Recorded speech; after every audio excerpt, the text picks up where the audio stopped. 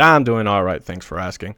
So I was at work the other day and I had an annoying customer encounter, and it reminded me of another customer situation I had last year at my old job. And it's been on my mind since then, and I've told a few friends, but I figured I'd also tell it to 3 more people on YouTube because it still makes my balls itch in an unpleasant way every time I think about it. So this was around wintertime last year when I was working at a car rental place. I only worked there for about 4 months, I think, and I didn't get fired or anything. It was just a temporary job I took while the woman who normally runs it was on maternity leave. So she showed me the ropes for about a month, and then after that I ran the whole operation by myself. And I did okay, they didn't go into insolvency or anything, just little illegal activity here and there. But overall, I was a fairly decent caretaker as far as I was concerned. Anyway, the customers there could be pretty sketchy, but nothing I couldn't handle. After all, I was the only person working there. So any problems I ran into, I just hit them with a 360 and tell them daddy's home, give them a little kiss on the cheek, and the problem was resolved. But little did I know that one day I'd run into someone that would from that point on be etched into my very soul. Someone who makes my asshole pucker anytime I hear the very mention of her name. It was a very dark and gloomy night. Okay, no it wasn't. The day was actually quite beautiful, but for the purposes of this video, let's pretend that it was. The day was fairly productive, not too busy, not too slow, and as far as I remember, the customers were being quite nice to me. That wasn't until in comes, well, I can't use her real name, and I still remember it, but for the purposes of this video, I call her Mrs. Puff. So Mrs. Puff comes in, and immediately I could tell she was in a bad mood and she was rushed, which isn't ideal, but not uncommon there. But anyway, she gives me the name of the reservation, and I proceed to remind her of the policy, which includes a $250 deposit and a $15 a day LTW, which is essentially insurance for us, not her. This rental place didn't carry any insurance, so the customers were required to use their own. Pretty ridiculous, but that's just the way things worked around there. However, for some reason, particular insurance companies didn't meet the arbitrary requirements made by this company, so people who had that insurance had to pay that extra $15 a day LDW. Mrs. Puff knew nothing about either of these things, not the deposit nor the $15 LDW. She had made the reservation online, and the website doesn't tell you that you're supposed to pay this LTW or the deposit, which is the company's fault, I guess, not hers, fair enough. But then again, she doesn't have to get the car from us. Although in a way she does, she's already late for something. So I guess in a way she does have to purchase it. And essentially this is where the situation escalated. I guess this is why it happened in the first place. So that's strike one for her. She's angry about the deposit and she's angry about the LDW. But she still goes along with the rental, so I take her outside and show her the rental car, and thus begins strike two for her. The car is smaller than she anticipated, and it has all kinds of dents and scratches on the outside, and on the inside, the floor is all torn up. This car was a real piece of shit. I swear every time someone brought it back, it had a new kind of problem. And I had told my boss about it previously multiple times, but they didn't listen to me and they never did anything about it. But I still had to rent it out.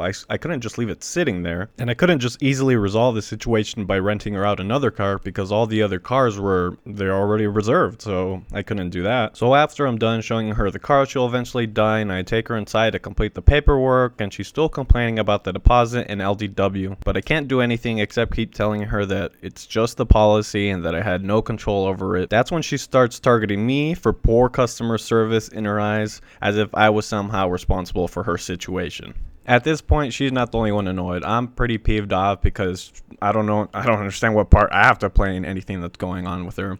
So I just have her complete the paperwork as quickly as possible and have her on her way. I think she was only going to have it for like a day anyway, so I figured I'd just see her the next day, she'd return the car, and that would be the end of that. Or so I thought. This was all on a Friday, sort of early afternoon, so it might have been 1, maybe even 2 o'clock, and normal work hours there would have been 8 to 5. However, on Saturdays, it's only 9 to 1, so she would have had to return the car by 1 the following day. And she can't just leave the car keys there because I have no way of knowing whether she turned it in at 1:05 or whether she turned it in at 4 o'clock. I would have been gone.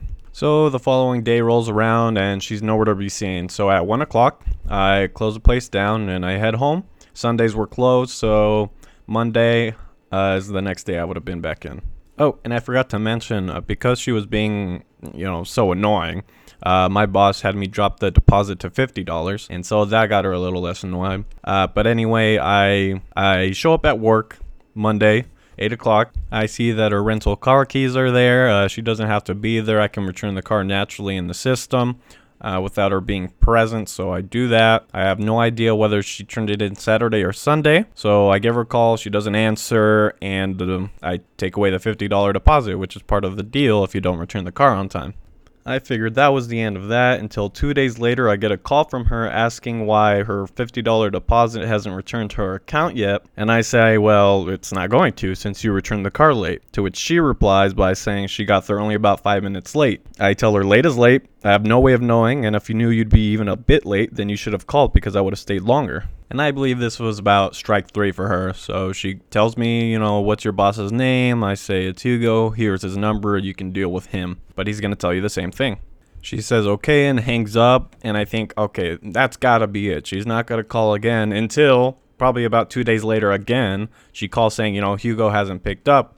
He hasn't picked up. And I called him 2 mornings in a row. And I say, well, that's his number. Keep calling him. Or come in if you really want to get your deposit back. So her being her, later that day, she actually does come in.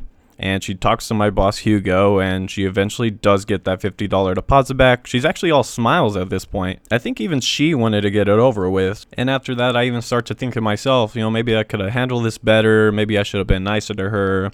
It was just an unfortunate situation for the two of us. But anyway, I wrote it off as an unfortunate situation. I thought that was that. That is until 2 weeks later, I get a call from Hertz and a letter from the Business Bureau of Complaints. I don't know what it is, but it was a very formal complaint. Apparently, she had called the freaking Pentagon to try to get us shut down or something. I don't know what she was up to the entire time.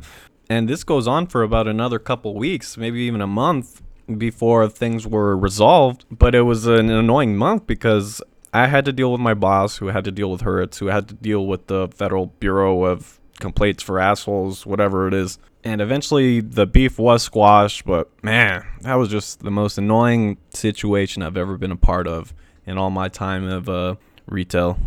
But even to this day, I still remember exactly what she looked like and her full name. I even remember parts of her social security number because that's she had to provide those to get the car. That's how much of a stamp this woman put on my life. But yeah, anyway, that was the story. All right, later.